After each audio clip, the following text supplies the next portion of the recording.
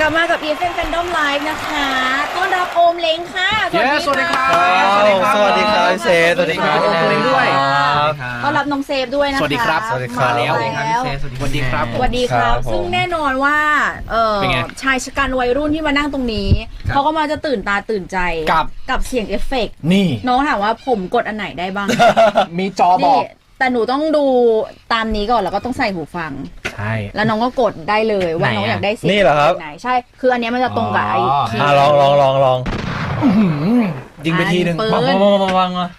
ปังเดียวเมื่อกี้ปังเดียวไม่ได้ยินเสียงนี่ไงเป็นภารกิจชายหนุ่มระหว่างทางเล้งสามารถกดได้ตลอดได้เลยครับเดี๋ยวให้น้องเล้งกดก็คืออยากเข้ามากดอะไรอย่างนี้ตั้งแต่แบบดูรายการมากมายนะใช่ไหมต้องลองเสริมบรรยากาศไประหว่างทางจัดไปครับได้เลยครับเดี๋ยวค่อยกดไปแบบพี่โอมจัดได้นะจังหวะนี่มาเมาส์ใช่ไหมครับหรือว่าน้องกดตรงนี้ก็ได้ฮอตคีย์ได้สมมุติว่ากำลังซึ้งเลยมาหรอที่จะโค้งฮะโอ้โหกดไม่โดนกดผิดอันครับโอเคฮะค่อยๆเรียนรู้ไปได้ครับจัดไป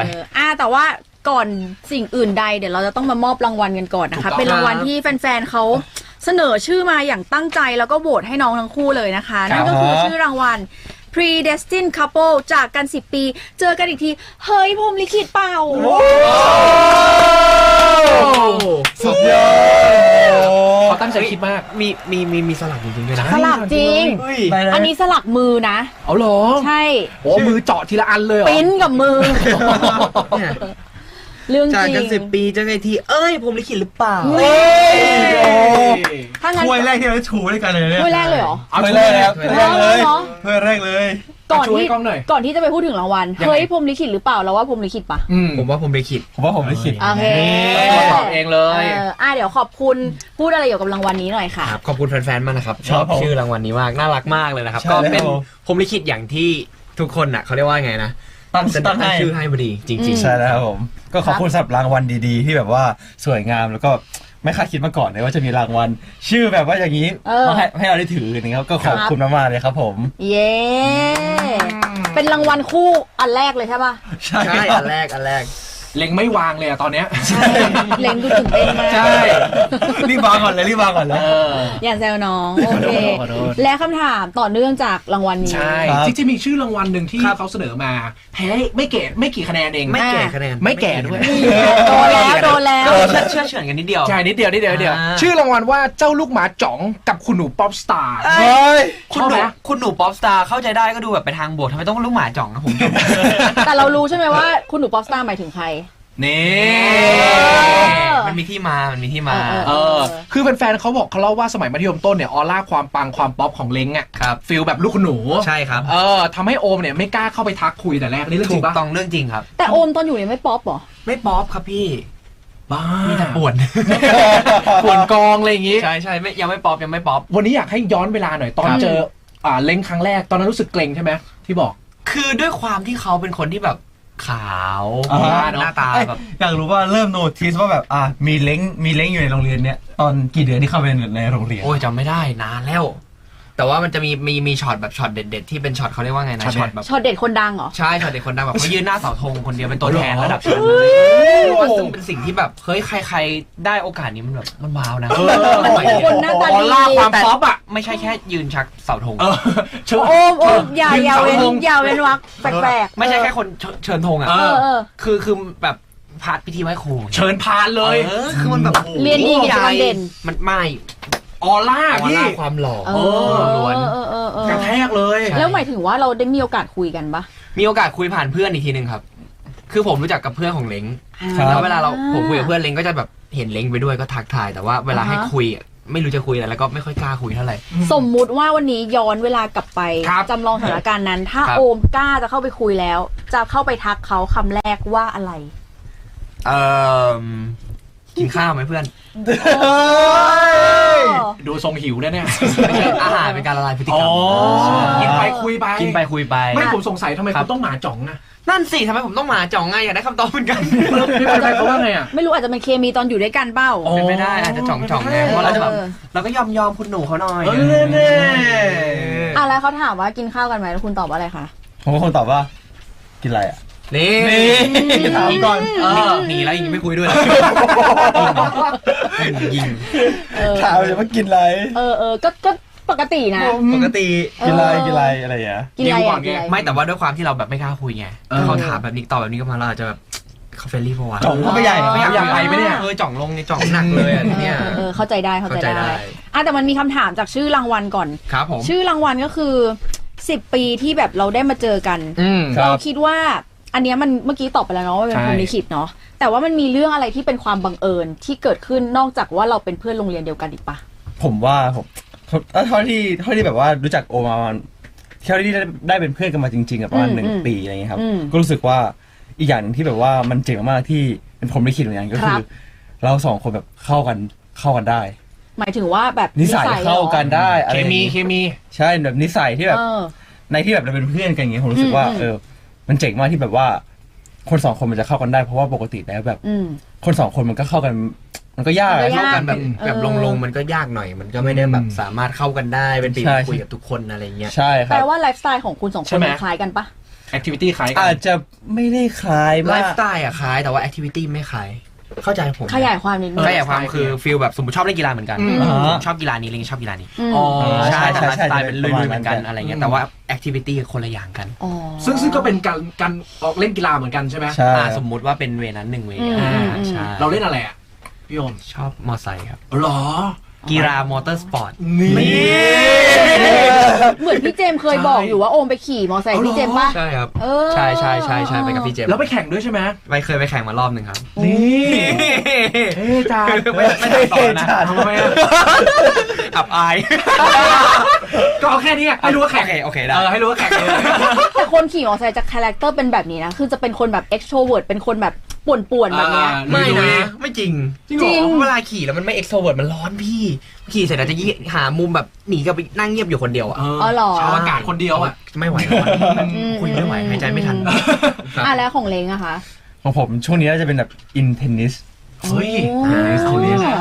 เล่นแบบว่าตีเทนนิสกับเพื่อนอะไรอย่างงี้ใช่ไหม ใช่ครับผม เคยไปเรียนป่ะหรือว่าเรียนได้เลย ก็คือเคยเรียนก็คือแบบว่าเหมือนมันเป็นเขาเรียกว่าอะไรอะเป้าหมายในปีนี้ของผมเลยนะตั้งแต่ปีที่แล้วผมตั้งว่าโอเคปีเนี้ยผมจะฝึกเทนนิส อืม อะไรอย่างเงี้ยมันเป็นหนึ่งในแบบลิสต์ว่าโอเคปีนี้ทำอะไรบ้าง1 2 3 4เทนนิสอะ ครับ เป็นหนึ่งในนั้นที่แบบว่าผมจะเริ่มฝึกอะไรอย่างงี้ อืม แล้วก็แบบได้มาเริ่มเรียนมาประมาณสัก2 เดือนที่แล้ว โอ้ อะไรอย่างงี้แล้วก็แบบอินมากๆ จริงจัง ชอบ มากนะครับ จริงจังใช่ไหม เขาตื่นมาตีทุกเช้า กี่โมง ก็ตื่นแบบตื่นตี 4 ตี 5แล้วก็ตี6 โมงเช้า7 โมงเช้าอะไร จ เงี้ย ริง ปวดแขนไหม แรกๆปวดอยู่ มันยกแขนไม่ขึ้นเลยเนาะตีแบบครั้งแรก แรกๆนี่คือวันแรกๆคือ ยังไง ผม จำลองสิ จำได้เลยสนุกมากตี2 ชั่วโมงตี ๆต้องไปเซ็นชื่อธนาคาร มือสั่น ถอนเงินไม่ได้แล้ว เพราะว่าลายเซ็นไม่ตรง ใช่มือสั่นแบบสั่นจริงๆผมก็แบบวันนั้นไป เข้าใจ สมัครธนาคารก็แบบผมก็กลัวพี่เขาจะทักว่าแบบเป็นอะไรหรือเปล่า โลกหรือเปล่าโลกไหน ก็มันสั่นอย่างนี้เลย โอ้ทุ่มเททุ่ม เค เท ยคิดจะชวนไปตีเทนนิสด้วยกันไหม ชวนเขายังแบบว่า ไปไหม มีรอบหนึ่งเขาแบบว่าผมตีเขาบอกว่าให้ อยากไปตุ๊อยากเลย เอาแล้วเอาอะไรกันติดนะ มาตีด้วย กำตามสนองอยากไปอยู่ เออ ใช่แต่อย่างที่ผมบอกเห็นป่ะชอบกีฬาเหมือนกัน แต่ผมตั้งแต่เกิดมาผมไม่เคยจับไม้เทนนิสเลย แบบหมายถึงว่าที่มีลูกเทนนิสแล้วตีไม่เคยเลย อืม ใช่ครับ ซึ่งแฟนๆเขาบอกว่าคุณ2 คนอ่ะเป็นคนที่แบบมีวินัยในการออกกำลังกายมาก ครับ แบบเช้าว่ายน้ำเย็นเทนนิสกลางวันฟิตเนสอะไรอย่าง ข เงี้ นาย ดนั้นเลยเหรอ แล้วตอนแรกพี่แนนเข้าใจว่าอันเนี้ยคือทำคนละวันเขาบอกไม่ค่ะพี่อันนี้คือเขาทำวันเดียวหมดเลย ทำทุกวัน ทั้งคู่เลยเหรอ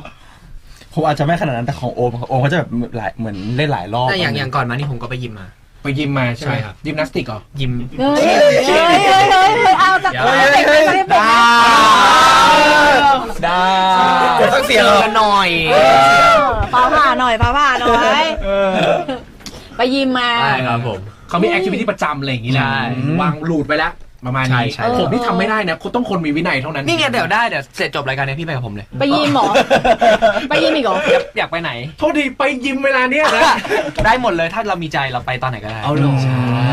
เขามีวินัยจริง เออ พี่แนนเคยแบบตั้งเวลาให้ตัวเองไหม เคยตั้งเวลาตื่นแล้วก็ไม่ตื่น เป็นแนวนั้น น็อกไปเลย ต้องหาเพื่อน อืม ต้องหาเพื่อนออกกำลังกาย เพื่อนก็ ถ้าชวนไปออกกำลังกายเลิกคบ จริงเหรอ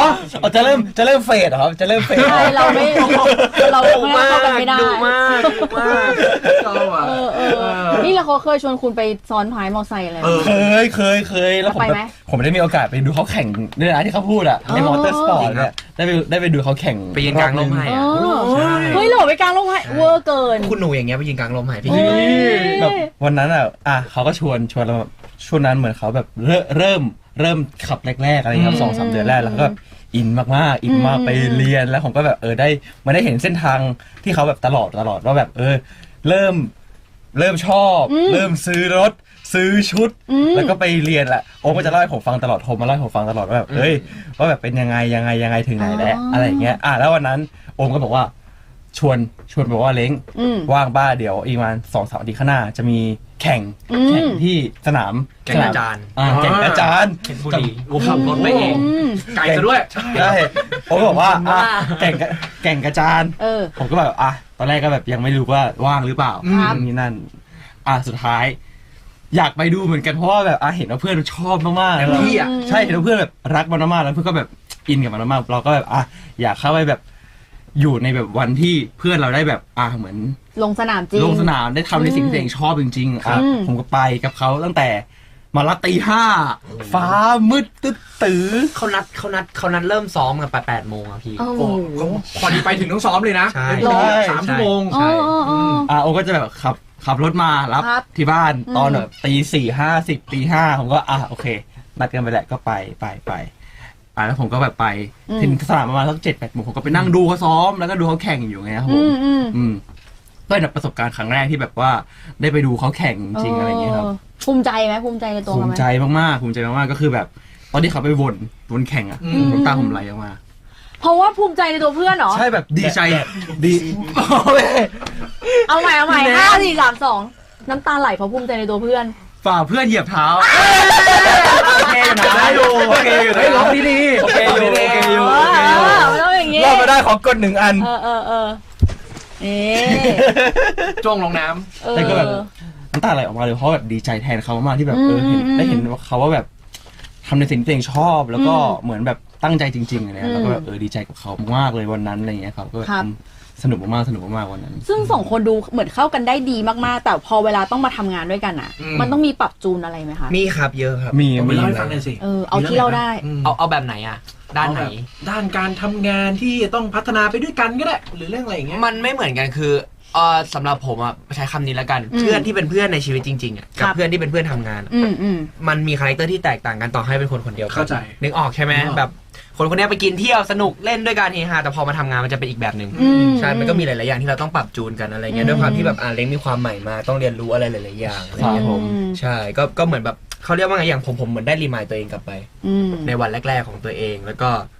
คิดว่าในวันแรกๆที่เราเพิ่งเข้ามาใหม่ๆเลยอะเราต้องการอะไรในวันนั้นสมมุติว่าผมเพิ่งเข้ามาใหม่ผมต้องการพี่ไกด์ไลน์อยากให้พี่เขาแนะนำเรื่องนี้จัง อยากมีพี่เลี้ยง แบบถ้าเขาช่วยเราตรงนี้มันจะดีเราก็เหมือนแบบว่าถ้าตรงนี้มันสำหรับเราคิดว่ามันโอเคกับตัวเราอะเราก็เอาถ่ายทอดไว้ให้เขาอะไรเงี้ยเหมือนแนะนำเพื่อแบบปรับการทำงานอะไรเงี้ยครับ เล้งพี่โอมเขาเป็นคนแนะนำแบบว่าดีไหม ดีเยอะมากเหมือนเขาก็แบบว่าสอนผมเยอะมากเลยนะครับ แบบในวิธีการทำงานวิธีการแบบทำงานในกองถ่ายด้วย แล้วก็ทำงานในฐานะแบบนักแสดงที่ดูคาแรคเตอร์ดูภาพรวมของซีรีส์ดูอะไรอย่างเงี้ยโอแบบสอนผม นี่เขาละเอียดเหรอ เยอะมากๆใช่แบบ ผมเป็นคนละเอียดมากครับ แบบมีหลายมุมมากๆที่แบบว่าโอมแบบแชร์มาให้ผมแบบไปใช้ทำงานอะไรอย่างเงี้ยครับผมเยอะมาก มีเรื่องไหนไหมที่แบบละเอียดมากหมายถึงว่าตอนแรกอ่ะเฮ้ยเราเหมือนหาทางออกไม่เจอเลยแต่ว่าพอโอมไกด์ปุ๊บเก็ตเลยพอจะยกตัวอย่างได้ปะ น่าจะเป็นเรื่องวิธีการทำงานกับกล้องกับบล็อกกิ้งอะไรเงี้ยเพราะว่าตอนที่เราถ่ายซีรีส์มันจะมีบล็อกกิ้งแบบ1 2 3 4ทำตรงนี้ปุ๊บเดินไปตรงนี้แล้วเดี๋ยวคนนู้นจะเดินมาตรงนี้อะไรเงี้ยตอนแรกพอคนไม่เคยมันก็จะงงใช่มันจะงงมากเพราะว่ากล้องมันก็มีหลายตัวแล้วคราวเนี้ยผมก็ต้องแบบต้องแบบ เดี๋ยวบังกันเดี๋ยวอะไร ใช่เดี๋ยวบังกันเดี๋ยวแบบผิดบล็อกอะไรเงี้ยกันแล้วแบบกล้องรับไม่ถูกทุกมุมไม่ถูกทุกคนอะไรเงี้ยน่าจะเป็นแบบเรื่องที่แบบว่าเป็นรูปธรรมมากๆรูปธรรมที่สุดเท่าที่โอมสอนผมอะไรอย่างเงี้ยใช่วิธีการทำงานกับกล้องกับในกองถ่ายอะไรเงี้ยครับ พูดถึงตัวซีรีส์บ้างดีกว่าไหม ครับผม คิดแนบรับจ้างรัก ครับ สองคนมีคาแรคเตอร์ยังไงเล่าให้เราฟังหน่อยสิ ของผมนะครับผมโอมพวัตรับบทเป็นมิน ครับ ครับมินก็จะมีความเขาเรียกว่ายังไงดีหำหามมีความแบบลุยเต็มที่ เพราะว่ามินเนี่ยมีอาชีพในเรื่องเป็นสตันท์แมน ว้าว ใช่เป็นสตันท์แมนมืออาชีพที่ไปทำงานในกองถ่ายเทป อ่า เพื่อที่เราจะต้องหาเงินมาเลี้ยงน้องเรามีน้องชื่อเม่น ครับ ครับแล้วน้องป่วยตั้งแต่เด็ก ๆอะไรเงี้ยเราเลยต้องเหมือนแบบ อืม ทำงานหาเงินบ้านอยู่กันแค่2 คนอะไรเงี้ยก็จะมีความเขาเรียกว่าไงออกไปข้างนอกเวลาออกไปข้างนอกก็จะดูเหมือนเข้มแข็งแกร่งเพื่อที่จะแบบเผชิญกับโลกข้างนอก อืม ต่อสู้เพื่อหาเงินอะไรอย่างงี้ใช่ไหมแต่พอกลับมาอยู่บ้านกับอีกมูดนึงเวลาอยู่กับน้องก็จะเหมือนแบบจ่องอ่ะจะเป็นที่มาของคำว่าจ่อง น่ารักอะไรอย่างงี้ ใช่จ่องก็คือเหมือนมีความแบบกรอบนอกนุ่มในอะไรอย่าง โอ้โห เงี้ย เป็นหนังเลย อธิบายซะหิวเลย เป็นไหม เฮ้ยใจ ไก่ เย็ ทอด น เลย ใช่จะเป็นฟีลแบบ ไก่ทอด อ่อนโยนแต่ว่าไม่อ่อนแอนะ อื นี่ ม อุ๊ยเขาคิดคำได้เยอะด้วย เอาจริงๆจริง ครับ แล้วคาแรคเตอร์ตรงกับความเป็นคุณโอมเลยไหม ผมว่ามันตรงในบางมุมของผม ความ ไถูกตรง ลุยๆอ่ะเนาะ ใช่ความลุยๆเอ้ยผมก็อ่อนโยนนะพี่ทำไมไม่บอกว่าอ่อนโยนบ้าง นั่นเอง จริง ก็ไว้ให้พาร์ทเนอร์คุณบอกไง เออ ก็คือตรงแต่ว่าไม่ได้ตรงกับตัวผมตลอดเวลาอะไรอย่างเงี้ย อืม ใช่ครับ ครับ แล้วเล้งล่ะครับ คุณหนูมินใช่ไหม คนหนูคิวครับ คุณห ผ นู ม คิวขอโทษ ของผมก็จะเป็นคนหนูคิวก็จะเป็นฟิลแบบลูกตำรวจใหญ่ที่แบบเกิดมาในฐานะที่ครอบครัวร่ำรวยมากๆอะไรอย่างนี้แบบพ่อเป็นตำรวจใหญ่ ครับ แล้วก็แบบเหมือนแต่ว่ามีแค่พ่อคนเดียวเพราะว่าตั้งแต่เด็กอ่ะเหมือนแม่กับเราอ่ะถูกแบบผู้ร้ายจับไปแล้วแบบแม่ก็เลยแบบเสียชีวิตไปอะไรอย่างเงี้ยครับเหลือแค่เรากับพ่อ ครับ แล้วกับพ่อที่แบบโตมาด้วยกันอะไรอย่างนี้แต่ว่า การที่แบบแม่เสียไปเนี่ย อืม มันก็เป็นเหตุที่ทำให้เราแบบเหมือนมีปัญหากับพ่อแบบ อืม มีเรื่องแบบ มีปม มีปมใช่แบบมีปมที่แบบทำให้เราเป็นโรคด้วย แล้วก็มีปัญหากับพ่อด้วยนะครับโรคที่คิวเป็นก็จะเป็นพวกแบบนอนละเมอ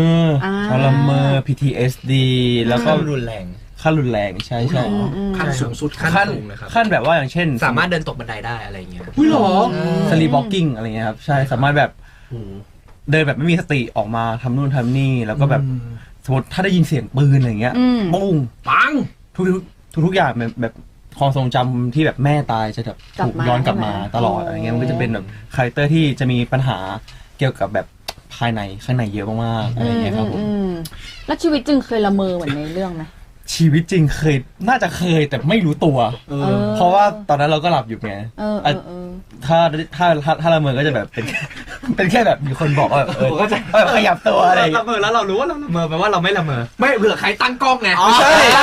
คุณแม่มาบอกเฮ้ยน้องละเมอบ่อยแล้วนะอะไรอย่าง ใช่ เงี้ย ผมมาชอบถามว่าแบบเมื่อคืนอ่ะกลหรือว่าละเมออะไรหรือเปล่าเพราะว่าเราไม่รู้ตัวเลยเพราะว่าถ้าเป็นอะไรอ่ะจะได้ไปแก้จะถามตลอดว่าแบบผมละเมอหรือเปล่าผมกลหรือเปล่า ถ้าแบบมีคนนอนอยู่วันที่มีคนอยู่อะไรเงี้ยผมจะได้แบบอยากรู้ว่าตอนเราหลับเป็นยังไง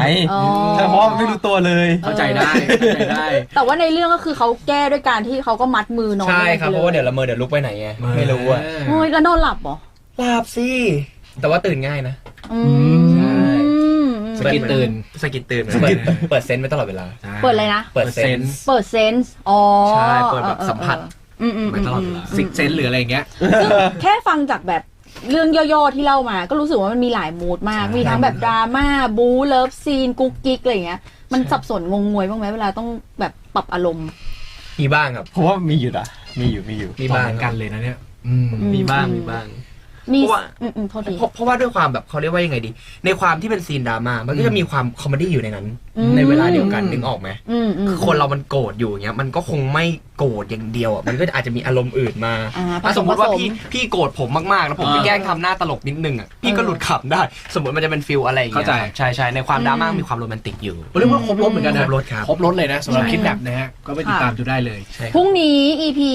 ห ห ก กแล้วใช่ป่ะ ครับ พอจะสปอยได้ไหมว่ามีอะไรที่เราจะต้องแบบจับตาดูห้ามพลาด จับตาดูห้ามพลาดเหร ร้าน อ กับพี่ตาแบบไหนเป็นพิเศษ จะ ไหม มีน้ำตาไหมหรือจะสะเทือนใจหรือจะแบบกรี๊ดกราร์ดหรือยังไง ไหนเป็นยังไง EP บอกอารมณ์หน่อย EP 6น่าจะเป็นเหมือนตัวคิวก็แบบว่าตั้งแต่1 ถึง 5เนี่ยก็คือแบบมินคิวก็คือปูมาว่าแบบเรารู้จักกันนู่นนี่นั่นประมาณนึงแต่ว่า EP 6อ่ะเหมือนจะเป็น EP ที่คิวอ่ะจะเปิดรับมินเข้ามาในแบบในโลกของเขามากขึ้นอะไรเงี้ยครับแบบมินจะได้เห็นแบบชีวิตคิวมากขึ้นความเป็นตัวคิวมากขึ้นอะไรอย่างนี้ครับแล้วก็อาจจะได้แบบได้เห็นแบบ ได้รู้อะไรบางอย่างจากคิวไปอะไรอย่างนี้ วันนี้ถือว่าไม่สปอยนะ ไม่สปอย ถือว่าเปิดมาให้ลุ้นเลยอ่ะให้รอติดตามเลยอ่ะ คนนี้ก็ลุ้นอยู่เหมือนกันว่าอยากรู้ไหม เดี๋ยวเรามาเล่นเกมกันดีกว่านะ ครั คะ บ ชื่อเกมว่าโอมเล้งรับจ้างจุด ครับ เราจะมีภารกิจให้1 คนจะเป็นตัวประกัน ส่วนอีกคนหนึ่งมีหน้าที่ไปช่วยตัวประกันออกมาในสถานการณ์นั้น ครับ ๆซึ่งเกมเนี้ยเดี๋ยวคุณผู้ฟังคุณผู้ชมในไลฟ์จะสามารถที่จะมีส่วนร่วมได้ด้วยเดี๋ยวเราค่อยๆเล่นไปพร้อมกัน โจทย์ข้อแรกค่ะสถานการณ์คือผู้ร้ายได้ทำการจับตัวโอมไปเป็นตัวประกันที่สไมล์แลนด์สิ่งที่ผู้ร้ายเขาร้องขอ ผู้ร้ายไม่ประสงค์ออกนาม ร้องขอรอยยิ้มละลาย3ช็อตจากเล้งเพื่อปลดล็อกประตูเข้าไปช่วยโอม ภารกิจที่ต้องทำนะคะ คุณต้องสแกนใบหน้าเพื่อเข้าประตู Smileland แล้วก็ยิ้มสดใส3ช็อตใส่กล้อง พร้อมกับพูดอะไรก็ได้ ขอร้องให้ผู้ร้ายใจอ่อนปล่อยตัวโอมออกมา ได้ครับ ได้เลยค่ะ เขียวใช่ไหมครับ สแกนหน้าแล้วก็ยิ้ม3ช็อตแล้วก็พูดขอร้องให้ปล่อยตัวพาร์ทเนอร์เราออกมา โอเคเข้าใจก็ได้ ยัง เดี๋ยวจะพยายามเข้าใจ สบายสบาย กล้องแดงนี่ใช่ไหมครับ ชับผมช็อตที่1ค่ะ ปลดปล่อยคุณไง ช็อตที่2ค่ะช็อตที่3ค่ะ แล้วก็พูดขอร้องอ้อนวอนว่าปล่อยตัวเพื่อนฉัน ปล่อยตัวโอมด้วยนะครับผมถือว่าเล็งขอต้องขอเล็งขอ เฮ้ย คราวนี้เราจะถามคนในไลฟ์ว่า ครับ ใจอ่อนปล่อยตัวโอมให้เลงหรือยัง ถ้าใจอ่อนแล้วพิมพ์คำว่าโอเคกันเข้ามา ครับ เดี๋ยวเรามาดู ไหน คอมเมนต์แต่มันจะดีเลย์นิดนึง ไหนดูซิ ใจอ่อนหรือยังคะ ถ้ายังไม่ใจอ่อนก็ยังไม่ต้องโอเค เดี๋ยวจะให้เขางออีก ให้เขาอ้อนอีก มันดีเลย์นิดนึงใช่ไหม ใช่ นี่ไง นี่บอกว่า cute so cute smile kiss kiss ยังไม่มีโอเคเลยนะเลงนะ ยังไม่มีเลยอะ พี่แดนแอบไปกดโอเคให้ผมหน่อย ไม่ได้ ไม่ได้ หรือว่าภาษาจีนนี่แปลว่าโอเคแล้ว นี่ไง Counter ฮาวเตอร์แล้วโอเคมาแล้ว มี มาแล้ว ขอบคุณครับผม โอเค ปล่อยตัวประกันค่ะ ครับ ครับไปโจทย์ข้อต่อไปค่ะ สลับกันคราวนี้เป็นฝั่งจับตัวเล้งไปบ้าง ครับ ผู้ร้ายได้จับตัวคุณเล้งไปเป็นตัวประกันนะครับ ประกัน ไม่ได้เรื่องเลย 2-1 สอง นะ สองหนึ่งนะที่เมโลดี้แลนด์นะครับ ครับ ในเมโลดี้แลนด์เนี่ยการที่จะเข้าไปดินแดนแห่งนี้ได้เนี่ย อืม มันต้องเข้าไปด้วยเสียงเพลงนี้ เพื่อช่วยคุณหนูเล้งได้ ผู้ร้ายเนี่ยก็เลยไม่ประสงค์ออกนามจะผ่านบททดสอบยังไงบททดสอบคือ ไล่คีย์ให้คุณโอมนะฮะไล่คีย์โดเรมีฟาซอนลาทีโดพี่เห็นผมเล่นอันนี้หรือยัง เฮ้ย เราอะเห็นแล้ว เห็นแล้ว ก็เลยอยากให้เล่นอี ก็ ก เล ร ย อ อยา บ กเล่นอีก ใช่ เพราะว่าอันนั้นคุณอยู่ที่ตัวทีใช่ไหม ใช่ครับ วิธีการทุกคนนะคุณผู้ฟังฮะมันเหมือนไอเกมที่อยู่ใน TikTok อะ ไอชาเลนจ์โดนมีฟาซอนน่ะ โดเรมีฟาซอนลาทีโดให้ไล่คีย์ผ่านไปน้อยขอแค่3คีย์พี่โอม เฮ้ย3 คีย์ได้ 3คีย์เพื่อ ผม ปลด ให้ เล้งออก ผมให้7 คีย์เลย โอ้โห เอ้ยทำได้แค่ที มาทำเป็นคุย เดี๋ยวรอดูนะรอบนี้ มา ไหน โด โด โด โด โด โด โด เล็ง โด พี่แนนว่าเล็งไม่ได้ออกเลย โด มันไม่ตรงเหรอพี่ใช่มันไม่รู้อะ โด เล เล เล เล เล เล เล เม เม ฟา ได้แล้วพอแล้ว พอแล้วได้แล้วได้แล้ว ยากเหมือนกันนะ ยาก ยากเหมือนกันนะ ยากเล็งเคยเล่นยัง เคยเล่นนิดนึง ผ่านไหม ไม่ผ่าน ตั้งแต่โดแรกอะ เก่งมา เก่ง ส มาก ถานการณ์ต่อไป ครับผม ครับ ผู้ร้ายได้ทำการจับตัวน้องหมาตัวโปรดของโอมไป ครับ โอมจะไม่ได้เจอน้องหมามา1 เดือนแล้ว คราวนี้ก็เลยอยากจะทดสอบความเป็นเจ้าของว่าโอมใช่คุณพ่อจริงๆของน้องหรือเปล่า ครับ มีคำถามมาให้โอมกับเล้งช่วยกันตอบนะ ครับ คำถามจากผู้ร้ายข้อแรกค่ะ จงทำท่าประจำที่น้องหมาของโอมชอบทำที่สุดมา1 ท่าแล้วสอนให้เล้งทำด้วย น้องหมาที่น้องหมาชอบทำที่สุด มา1 ท่า ครับ ท่าไหนดีวะ ทำหลายท่าเลยอะ เอาท่าเดียวพอ เอาท่าที่แบบประทับจิตประทับใจ ท่าที่ประทับใจเป็นท่านอนอะ หน้ามันเป็นไงหน้ามัน นี่ มองไปที่กล้องนะ แต่ว่าหันข้างแล้วมองตาขวางไป ด้วยอินเนอร์อะไรด้วยอินเนอร์อะไร ด้วยอินเนอร์แบบว่าทำอะไรอ่ะรู้นะ แต่ไม่หันไปมอง อ๋อ แอบมอง สมมุติว่าเราทำกับข้าวอยู่ น้องหมาหันไปอีกด้านหนึ่งแต่มันจะมองเห็นว่าเรากำลังทำกับข้าวอยู่ อืม มันจะเห็นแค่แบบลูกตานิดเดียว กรอกมาอย่างงี้ กรอกมา โดนหมาเล่เหรอ ใช่ โอเคผ่าน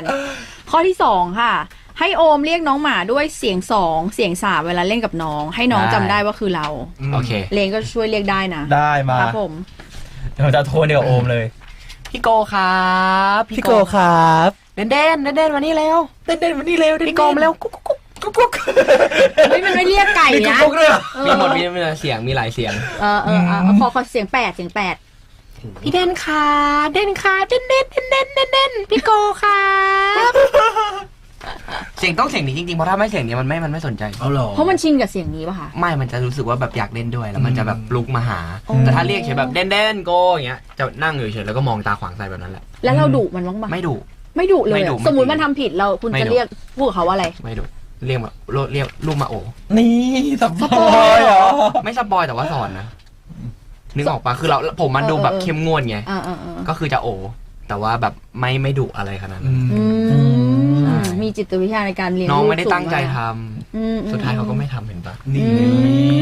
มผ่านค่ะ ครับ ข้อที่ 3 คนร้ายทดสอบผ่านว่านี่คือเจ้าของตัวจริงก็ยอมมอบน้องหมาคืนให้โอม เย้ ตอนนี้ก็เลยจะถามว่าถ้าโอมได้น้องหมากลับคืนมาจริงๆ หลังจากไม่เจอกัน1 เดือน ครับ จะทำอะไรแล้วก็จะพูดอะไรกับน้องเป็นอย่างแรก โดยที่ข้อนี้อาจจะต้องแบบว่าขอรบกวนน้องเลงให้ช่วยเป็นน้องหมาให้สัก1 แมตช์ ได้ครับ เออไม่เจอกันเดือนหนึ่งเลยนะ ได้ เดี๋ยวผมเล่อะไรเลยเล่ เลย แบบ ไม่ถ้าไม่เจอกันเดือนหนึ่งมันจะพุ่งเข้ามาหาเลย อุ้ย พุ่งเข้ามา มาแล้วพูดอะไรกับน้องหน่อย ไม่เจอกันตั้งเดือนหนึ่งไง คิดถึงไหมคิดถึงไหมคิดถึงไหม ก็จะพุ่งไปเรื่อยๆก็ คิดถึงไหม เรียนหน้า เลงก็เหมือนเกิน แค่นี้เหรอถามว่าคิดถึงไหมแค่นี้เหรอ ใช่แล้วเดี๋ยวเราจะเล่นต่อเป็นแอคชั่น โอเค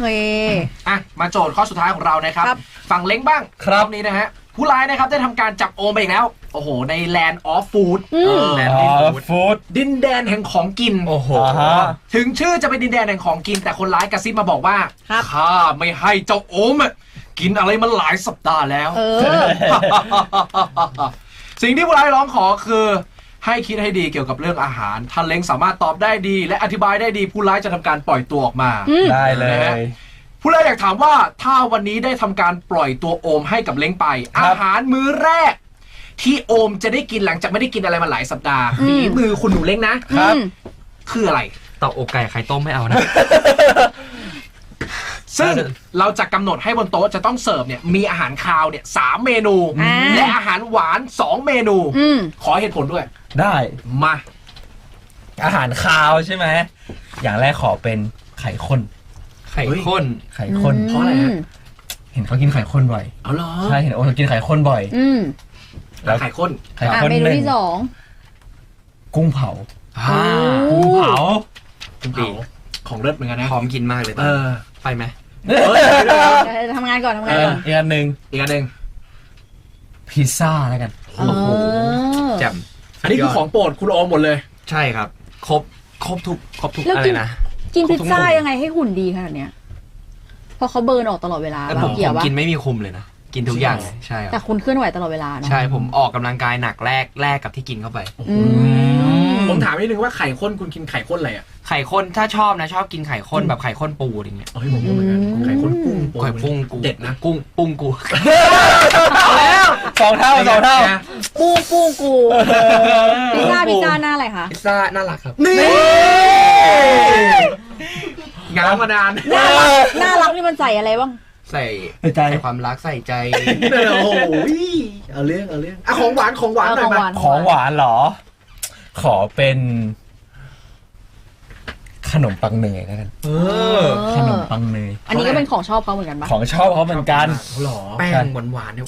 ใช่ โอ้โหนะ แป้งเฉยๆนะไม่ต้องมีไส้อะไรเลยนะ อ๋อเหรอ ใช่พวก เข้าใจ ซ อ่ะ องพวกอะไรที่มันแบบ แป้ แป้ ง งเฉย เออ ๆแป้ง จะมีความหวาน ใช่ ใน ครับ ตัว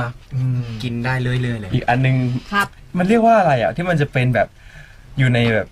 ร้านอาหารที่มันจะคล้ายๆอยู่ในน้ำแข็งใสเป็นแผ่นแป้งกลมๆแบน อ๋อไอ้ในนึกออกแล้ว อะไรอะ อะไรมันก็ลอง ไม่ใช่ เป็นแผ่นอะ เป็นแผ่นเขาเรียกว่า แผ่นแป้ง แป้งหนึบๆอะไรเงี้ย ที่อยู่ ในน้ำแข็งใสด้วยเหรอลูก ใช่ใช่ใช่ ตะโก้อะ ไม่ใช่ มันจะเป็นแผ่นแป้งไม่มีรสชาติ เอ เลย อ คล้ายๆคล้ายๆกับลูกตาลอ่ะคล้ายๆกับอันเนี้ย เป็นแผ่นอะ เฮ้ยเหรอพี่แดนไม่เคยได้ยินเล ใช่ ยอ่ะ มันคือแผ่นอะแผ่นอะ แผ่นเฉยๆเลย ไม่ใช่ ร ลู ส ก ชาติ เขียนว่าแป้งแผ่น แป้งเฉยๆเลยครับ เอาแล้วเวลาน้องไปกิน แป้งจืดๆ น้องสั่งเขาว่าอะไร แป้งก็ชี้เลยครับ เอาแผ่ เอ้ย น ไม่ ชอบกิน แป้งแผ่นของ แป้ง หวา แผ่น นี่ นี่ นี่ นี่ นี่ นี่ นี่ นี่ นี่อันที่สองอันที่สองอันที่สอ เนี่ ง ยมันนี่ เหมือนหัวใจเท้าเหมือนกันนะ ใช่ใช่ ใช่ ใช่อันนี้แหละ รสชาติเป็นไงอ่ะ มันก็คือแป้งแผ่นแหละครับแอบติดหวานนิดนึงแล้วแต่ว่าตัวสูตรที่เขาทำมาตัวแป้งมันหวานหรือเปล่าแต่ไอ้ที่ อ่า ที่เด็ดมันคือน้ำเชื่อม โอ้